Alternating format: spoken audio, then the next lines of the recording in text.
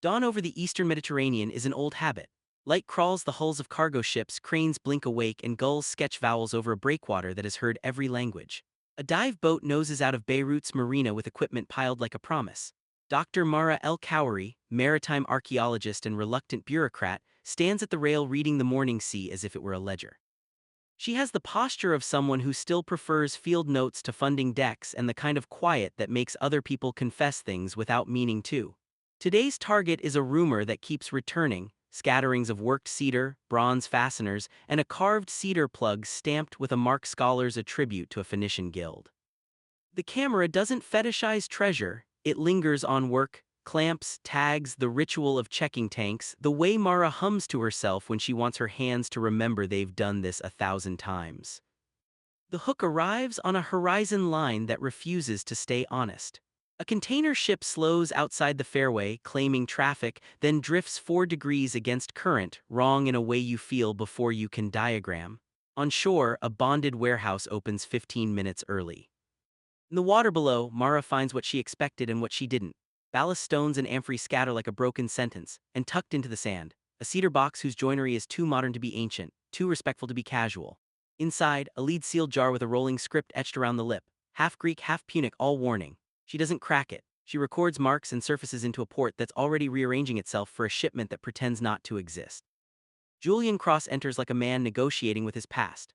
Once a smiling fixer for collectors who prefer provenance to mean a receipt, now a whistle with a taste for good coffee and bad sleep, he arrives at the Institute with a folder he shouldn't have and a request he hates making. He needs Mara's eyes on a set of bills of lading that don't add up and a list of maritime heritage loans routed through charities with names like Sea and Story. He knows better than to flatter her. He says the quiet sentence that lands, "They're using our map of the past to launder a new one." His pitch is not redemption, it is logistics. The first movement sets rules the film will not break. Rule 1, paperwork is geography, whoever draws the routes wins. Rule 2, a container is a story that pays rent by being believed. Rule 3, ancient networks are not dead, they are templates. Rule 4, the sea forgives nothing and remembers everything. Captain Raffi Haddad, ex-Navy turned harbor pilot, embodies the rules in meat and bone. He explains currents by pointing at coffee, cautions Mara that the wrong ship never runs late, and parks his skepticism next to everyone's optimism. Dr. Selim Barakat, museum director and fundraiser with a surgeon's calm, believes in headlines that keep lights on and interns fed. His interest in the cedar jar is genuine, his comfort around wealthy patrons is practiced. He will become a fulcrum because he has to be. The jar opens on camera only after a chain of custody that makes you trust the hands. The seal breaks reluctantly, as seals should. Inside, cedar oil still breathing and wrapped in linen, a thin lead tablet inscribed on both sides with trademarks, ship names, cargo weights, and a spiral of waypoints that form a map if you look long enough to feel the pattern. Tyre, Kishan, Carthage, Gadir. Then a second spiral, not ancient at all, etched later with the same hand that made the cedar box. A modern overlay referencing letters Mal, TNG, VLT port codes for Valletta, Tangier, and Malta's Freeport. Someone has been talking to the past, and the past answered. Mara's face doesn't change because faces don't need to when the brain is calculating. She calls it what it is, a palimpsest and an invitation. The opposition introduces itself as process, not a villain's grin. A customs inspection hits an independent freighter carrying restored heritage installations bound for a Valletta museum exhibit sponsored by a consortium with an environmentally friendly logo and a hygiene-grade mission statement. The inspection finds nothing because the inspection is theater. Julian names the theater's playwright, a logistics company with a minority stake in a salvage outfit that funds 2 heritage education NGOs. He knows because he helped write the press release 2 years ago. His role in the story is a debt he intends to pay one invoice at a time. The plot engine remains respect for work. We watch researchers photogrammetry the lead tablet, trace notches that look like a tide table coded as a guild prayer, and cross-reference with scholarship about Phoenician wayfinding. We watch Selim bump a donor meeting so he can stand over a scanner and ask naive questions in a way that is not naive. If this is a shipping plan, what were they avoiding? The answer lands in 2 timeframes: storms then, oversight now.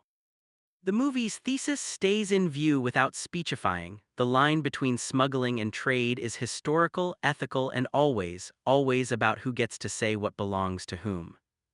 Astrid Hofferson isn't here, but a counterpart is. Inspector Dima Kassir, an economic crimes detective who learned to treat ports like poker tables. She doesn't arrive with swagger, she arrives with a whiteboard and a pen and the confidence to admit what she doesn't know. Her questions pull the team into a shape that can move. who benefits from a ship lingering exactly long enough to hand off a container on water beyond cameras. Which charities are too eager to store artifacts waiting on paperwork, which insurers underwrite temporary custody because customs language is tenderized by the word culture, the board fills with arrows. The jar sits on a cart like a conscience. By minute 10, the stakes are clean and adult. If Mara is right, a modern consortium is running an ancient network through the gaps global trade leaves for clever people. If Julian is right, that network is being used to swap fakes into small museums and route authentic pieces through private viewings in free zones where ownership becomes a handshake measured in 7 figures. If Selim is right, sunlight works. If Raffi is right, sunlight attracts weather. The first act leaves Beirut with a plan to test the map against the sea, follow the modern spiral to Valletta, then Tangier, and see which story pays rent when the manifests meet water. Valletta looks built for intrigue even when it's being honest. Honeyed limestone, bastions carved by hands that understood siege as a climate, and a freeport that hums like a nervous system. Mara and Julian land with notepads and a lie that is true enough. She's a curator chasing provenance. He's a consultant checking insurance language. Selim follows a day later, suit that sits like a promise. Because donors are attending the opening of a Phoenician Horizons exhibit whose catalog leans on replica language a little too hard. Raffi, who swore he would not fly anywhere for academic nonsense, finds himself on a pilot ladder 3 hours after wheels down, guiding a chartered tug for a friend who owes him, and getting eyes on a ship whose draft and paperwork disagree by a throat-clearing margin. The film keeps its pulse by cutting between polite rooms and honest ones. In the museum, a donor reception writes sentences that taste like olives and policy. The exhibit's star is a set of amphorae rescued from development, and a carved cedar beam labeled as structural element, probable 6th century BCE, cribbed from a private collection whose anonymity is a condition of loan. Mara's hand hovers over the beam like a healer reading a pulse. Her thumb finds a tool marked too modern to be shy. Replica. The replica is excellent, but replica. Beside it, a smaller case holds a pair of lead plaques with trade marks so perfect they feel traced. Also replica. This is not a crime in itself. It becomes a crime when what they replace cannot be found. Julian's scenes feel like penance done efficiently. He moves through Freeport corridors where cameras are more numerous than eyes and yet somehow see less. He exchanges pleasantries with a private security director who uses the word custody like bubble wrap. He reads pallet tags the way some people read palms. He spots a pattern you would miss if you didn't know to look. 3 containers always one day early or one day late, always staged in the same bay before transfer, always labeled with a charity's barcode and a series number that makes a pun if you know Punic numerals. He texts Dima a photo of the pun, a joke left by someone arrogant enough to enjoy private jokes inside public theft. Raffi contributes the scene that turns suspicion into physics.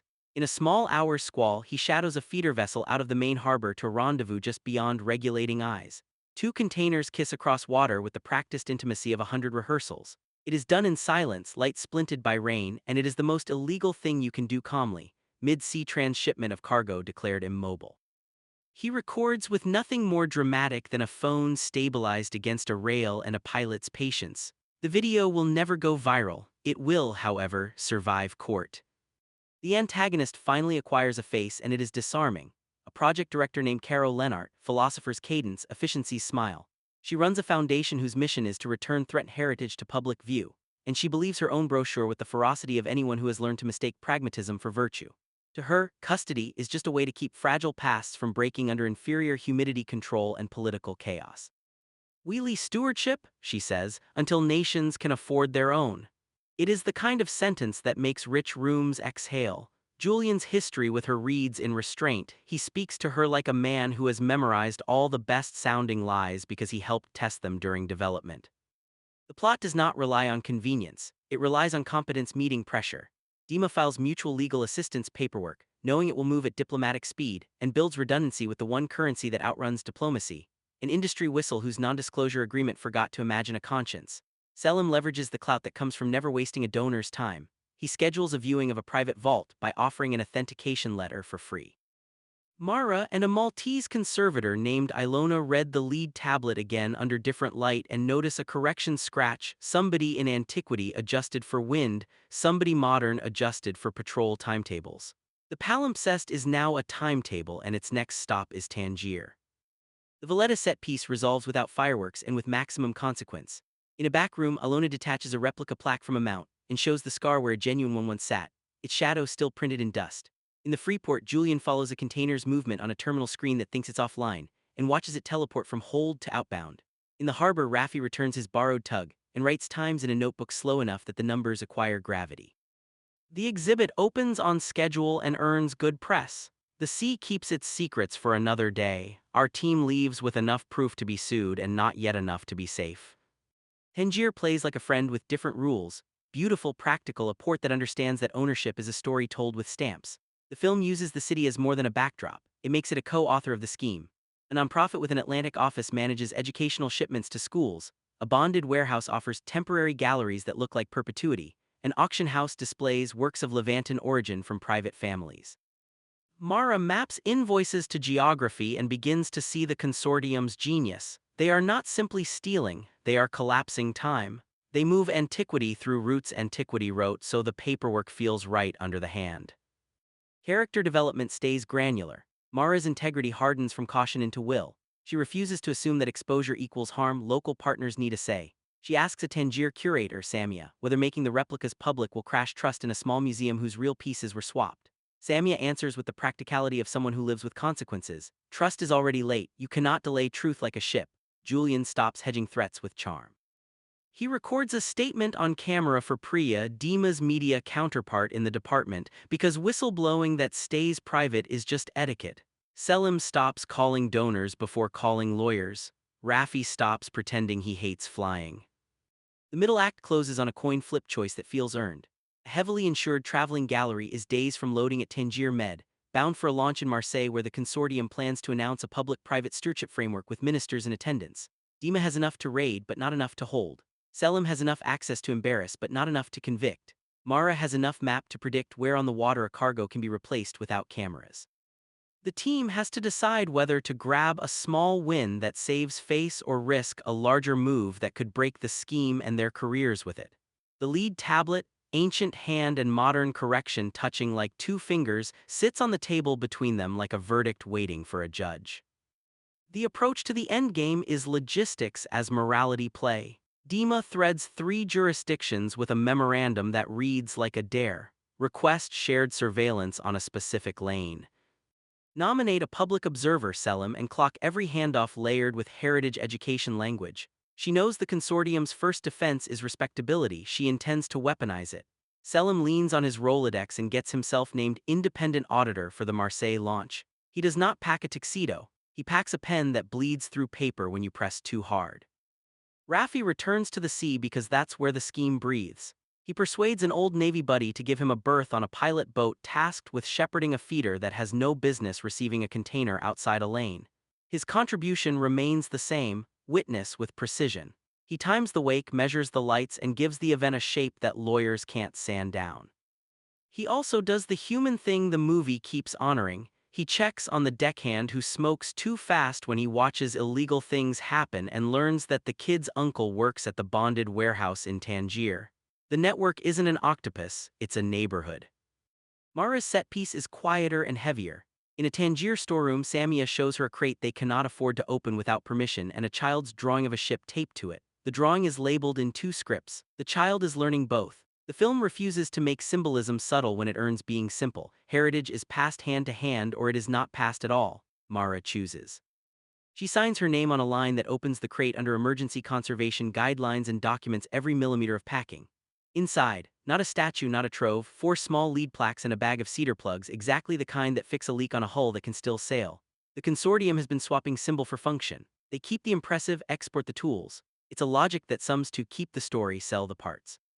Julian's confrontation with Caro happens in a corridor where both can be their best selves. She says the poor deserve to see their past in good light and good air now, not later. He says they deserve to own it. She says ownership is a fiction that keeps beauty in basements. He says basement is a word the rich invented for other people's homes. She doesn't call security, he doesn't threat. He gives her a chance to step away and promises without bravado that the old rules that made her comfortable are a season, not climate. The pleasure of the scene is that both are articulate and neither is a straw person. The dread of the scene is that only one is willing to be wrong in public. The Marseille launch plays out like a gala that can smell rain. Banners with the word stewardship in 3 languages, a minister who believes every word on his note cards, collectors in muted suits who have learned to never say the word bye, and a mezzanine where Selim stands with a badge that gets him anywhere except where he will need to go. Dima's joint team sets up in a surveillance van that looks exactly like the kind of van a surveillance team would use. The consortium's legal counsel files 2 preemptive briefs no one will read until tomorrow. The water outside does what water does, keeps secrets until timing says otherwise. We cut between the choreography and the apparatus. Raffi's pilot boat idles at the edge of a lane that computers insist is empty. The feeder slides toward a point ancient mariners knew as safe water if you believed in things you couldn't see. On a deck in Tangier, Samia signs custody documents that put the 4 small plaques under her museum's name live on camera, because paperwork published is harder to erase. In the van, Dima watches a screen lag half a second behind the sea and writes a time in her notebook with an old-fashioned pencil because she still doesn't trust batteries. Mara stands beside her, lead tablet in her hands, matching modern vectors to ancient intent. Julian waits in a service corridor with a phone and a list of names he will text if the room upstairs refuses to hear. The film stops short of showing you the break. It has earned that boundary. What it gives you is inevitability shaped by competence. A crane fails to register a container it physically lifted. A reporter receives embargoed remarks about a new era in public custody and decides to run with a different story. A customs officer in Marseille opens a crate that was supposed to be untouchable because the form number Dima wrote down matches the form number in his training manual he still cares about. A phone buzzes in Caro's pocket and does not get answered. A pilot boat yawns toward a transfer that the old maps predicted and the new maps thought too clever to be caught. Selim raises his hand not to ask a question, but to read a list of serial numbers aloud into a microphone in a room that has no practice hearing specifics. After this, consequences have their own pace. Some fast press conferences, seizures, denials, most slow court calendars, board resignations, internships withdrawn, a new wing at a museum deferred because donors want to wait until the weather changes. The movie refuses the easy victory the genre sometimes rewards. It gives you something better, a community that learns the difference between stewardship and storage, a port that remembers it was built to move more than debt, scholars who have to teach a public that no longer trusts vitrines. It keeps faith with the idea that heritage work is less heist than maintenance, careful, repetitive, dignified. The last images we're willing to name belong to hands and names. Mara catalogs the 4 plaques with Samia under shop lights that buzz, both women tired enough to be honest. Julian walks past a cafe where he used to close deals for people who are now very mad at him and watches a child draw a ship with 2 scripts labeling the sail. Raffi sits on a seawall and tells a new class of pilots about a night you never read in training manuals. Dima files a report that reads cleaner than the van smelled and adds a footnote no one asked for about pencil lead and memory. Selim stands in a gallery lit for donors and delivers a short talk for a small audience about the ethics of delay. The Phoenician Scheme ends without a bow. It lets the ancient tablet keep some of its words for itself and gives the modern map to people who will need it tomorrow. If you want the exact adjudications, who is charged, who settles, which crates go where, who rebrands, those live in the feature. What this recap can promise is a film that treats ports as nervous systems, paperwork as plot, and heritage as a verb, not a vault. It's a story about who gets to move history and who says stop long enough for the right hands to take hold.